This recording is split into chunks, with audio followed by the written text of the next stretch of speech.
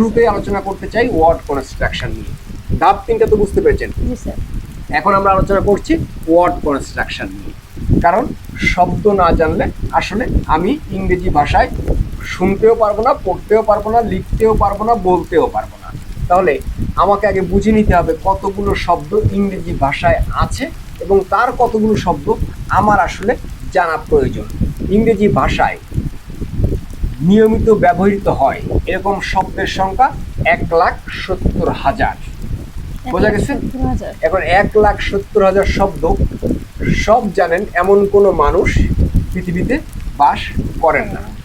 এখন আমাকে বুঝতে হবে যে আমি ইংরেজিতে যদি আমার মনের ভাব যে কোনো পরিবেশে, যে কোনো ব্যাপারে, যে কারোর সাথে শেয়ার করতে চাই, তাহলে আমাকে আসলে কতগুলো শব্দ জানতে হবে, আর আমি কতগুলো শব্দ ইতিমধ্যে জানি।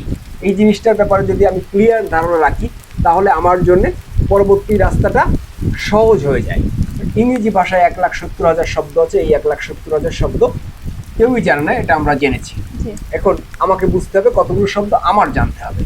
ইংরেজি ভাষায় আপনি যদি ফ্লুয়েন্টলি যে কোনো পরিবেশে যে কোনো কথা বলতে চান, বুঝতে চান, তাহলে আপনাকে 3,000 শব্দ জানতে হবে। 3,000? আপনি 3,000 শব্দ জানলেই আপনার জন্য ইংরেজি ভাষায় ফ্লুয়েন্ট হয়ে যাওয়া সম্ভব। এ কথা আমার কথা না, এটা ইংরেজি ভাষার যারা মালিকানা নিয়ে থাকেন, অক্সফোর্ড ইউনিভার্সিটি, নাম শুনেছেন নিশ্চয়ই। হ্যাঁ জি। অক্সফোর্ড ইউনিভার্সিটির দীর্ঘদিনের গবেষণার একটা ফল, যে তারা বলে যে 3,000 শব্দ যদি আপনি জানেন, তাহলে আপনি যে কোনো পরিবেশে ইংরেজিতে কথা বলতে পারবেন, এবং এটার নাম তারা দিয়েছে অক্সফোর্ড 3000। ক্লিয়ার? জি। এখন এই 3,000 শব্দ আসলে আপনাকে শিখতে হবে না শুরুতে। এই যে 3,000 শব্দ লাগে, মোটামুটি যারা 7-8 পর্যন্ত স্কুলে গিয়েছেন তারাও 1,500-2,000 শব্দ ইংরেজি ভাষায় জানে। আপনি জানলেও জানেন, না জানলেও আপনি 1,500-2,000 শব্দ জানেন।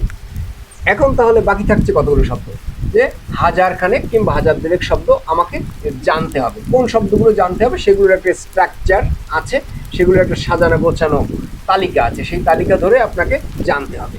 এখন ইংরেজি ভাষায় যতগুলো শব্দ আছে সব শব্দগুলোকে 8টা ভাগে বিভক্ত করা হয়েছে। এখন এই 8টা ভাগের মধ্যে সবচেয়ে গুরুত্বপূর্ণ যে ভাগ, সেই ভাগটার নাম হলো ভার্ব। ভার্ব। ভার্ব ছাড়া ইংরেজি ভাষায় কোনো বাক্য হতে পারে না, কারণ ইংরেজি একটা ভার্ব নির্ভর ভাষা।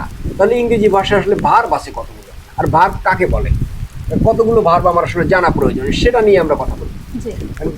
শব্দ শিখতে গেলে আপনাকে প্রথমেই তাহলে শিখতে হবে ভার্ব। বাকি যে শব্দগুলো আছে 1,70,000 শব্দের মধ্যে 80% প্লাস শব্দই নাউন। ক্লিয়ার? জি। এখন ভার্ব কতগুলো আছে? ভার্ব যদি আমি রেগুলার ভার্ব খুঁজি, আমরা দৈনন্দিন জীবনে যে কাজগুলো করি আসলে সেইগুলোই ভার্ব।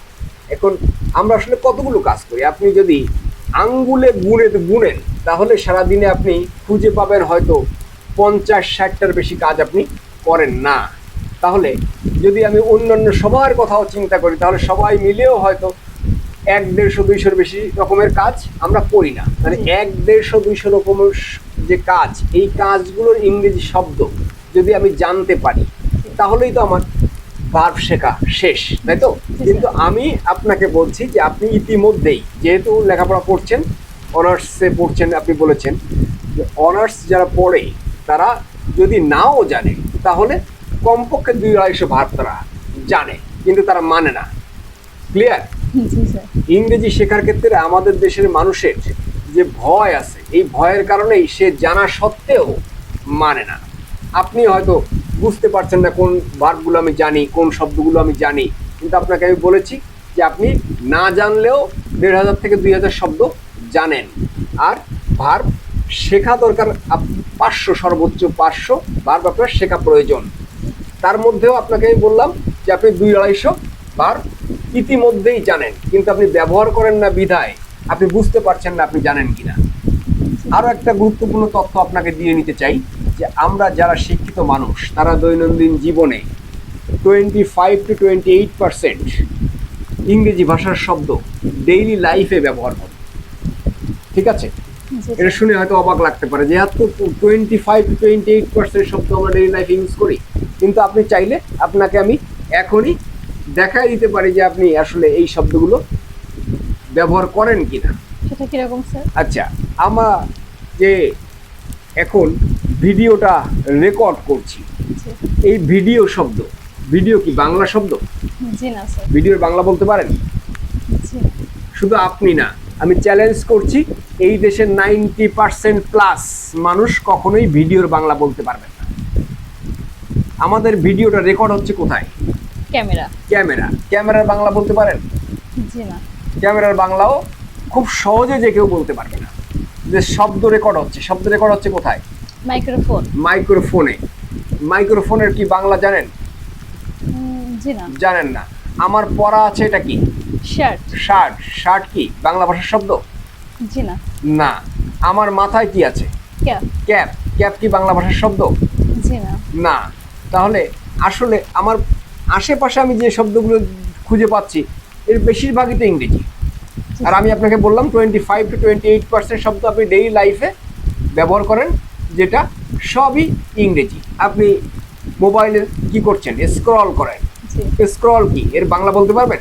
আসলে স্ক্রলের বাংলা বলতে গেলে কেউ যদি জেনে থাকেন তাহলে আমাকে একটু জানাবেন স্ক্রলের বাংলা কি। খুব বেশি সংখ্যক মানুষ এই দেশে বাস করেন না যারা আসলে স্ক্রলের বাংলা বলতে পারবেন। আমি এটা শতভাগ নিশ্চিত হয়ে বলছি, আমি যে কথাগুলো বলছি এই কথাগুলো শতভাগ নিশ্চিত হয়ে এবং দায়িত্ব নিয়েই বলছি। এখন এই যে আমাদের দৈনন্দিন জীবনে যে শব্দগুলো আমরা ব্যবহার করি, মোবাইলের যেখানে দেখি সেই জায়গার নাম হলো স্ক্রিন। স্ক্রিন কি বাংলা নাকি জি না। ইংরেজি? ইংরেজি। শব্দ বের হয় যেখান থেকে সেটার নাম কি? স্পিকার। স্পিকার কি বাংলা জি নাকি না। ইংরেজি? চার্জ দেন যেটা দিয়ে মোবাইল ফোন, সেটা কি? চার্জার। চার্জার কি বাংলা শব্দ? জি না। ইভেন মোবাইল ফোনটাও আসলে বাংলা শব্দ না।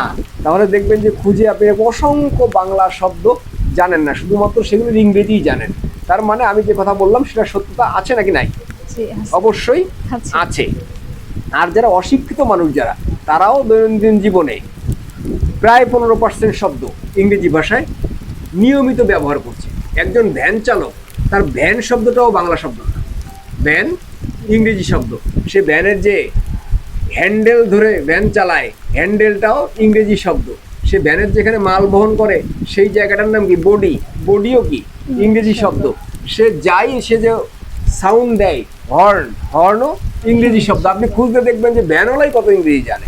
হ্যাঁ, তাহলে আমরা শব্দ অনেকগুলো জানি, যেগুলো জানি না, যেগুলো প্রয়োজনীয় জানি না, সেগুলো আমরা খুব সহজেই শিখে নিতে পারি। কারণ শেখা খুব বেশি জিনিস আমাকে শিখতে হবে না শব্দের জন্য।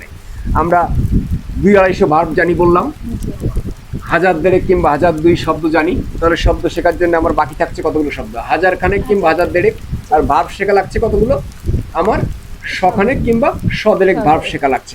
এই কাজটা যদি আপনি সম্পন্ন করতে পারেন, যে কেউ যদি এই কাজটা সম্পন্ন করতে পারে, তাহলে ফ্লুয়েন্ট স্পিকার হওয়ার জন্যে কিংবা ফ্লুয়েন্টলি ইংরেজি ভাষা ব্যবহার করার জন্যে যতগুলো শব্দ দরকার সে ততগুলো শব্দ জোগাড় করে ফেলতে পারবে। এখন শব্দ জোগাড় করা যদি আমার স্পষ্ট গাইডলাইন শব্দ জোগাড় করার জন্য আমার পাওয়া হয়ে যেয়ে থাকে, তাহলে এর পরের যে ধাপ, সেই ধাপে আমরা অগ্রসর হব। শব্দ নিয়ে আমরা আর কথা বলতে চাই না। আমরা পরবর্তী যে ধাপ সেন্টেন্স কনস্ট্রাকশন নিয়ে পরবর্তী স্টেপে আমরা ক্লিয়ার ধারণা অর্জন করব। এবং এই সেশন শেষ হওয়ার পূর্বেই আপনাকে দিয়ে লম্বা লম্বা ইংরেজি বাক্য আমি ইংরেজিতে করতে শেখাবো। এবং আপনি অবলীলায় দেখবেন যে কত সহজেই আপনি লম্বা লম্বা ইংরেজি বাক্যকে তৈরি করতে পারেন। ক্লিয়ার? জি স্যার। তাহলে আমরা পরবর্তী ধাপের জন্য প্রস্তুতি নেই এবং পরবর্তী ধাপে অগ্রসর হই। জি জি। Thank you.